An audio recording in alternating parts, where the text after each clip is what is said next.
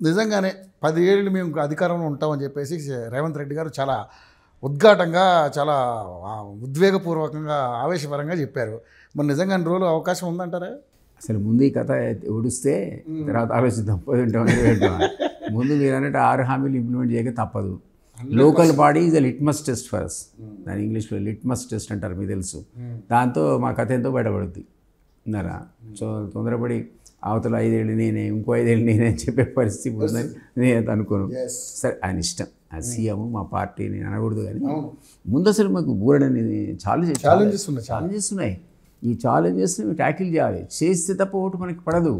So అట్లా నిమగ్నమై అందరు ఉన్నారు. ఇవన్నీ చేస్తే మాత్రం నెక్స్ట్ కూడా మీరే అనేది ఆబ్వియస్.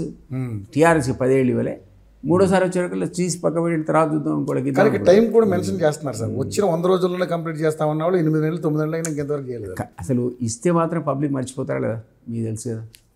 ఇవ్వకపోతే క్వశ్చన్ మార్క్ అవుద్ది, డిబేట్ అవుద్ది, మీకు నెగిటివ్ అవుద్ది. కానీ నువ్వు 100 రోజులు లోపల ఇచ్చిన అరే పాపం ఏదో ఇచ్చేసారు కదా అంటాడు ఎవడైనా. తెలంగాణ సమాజం యొక్క ఎక్కడైనా కూడా ఇచ్చాడు కదా, 3 నెలలుగా 6 నెలలుగా వచ్చింది కదా, పెద్ద చర్చ అంటాడు. సో అది నాకు తెలుసు. అంటే పబ్లిక్ పల్స్ అట్లా ఉంటుంది. ఇస్తాం, ఇస్తేనే ఓటు వస్తుంది, లేదా రాదు.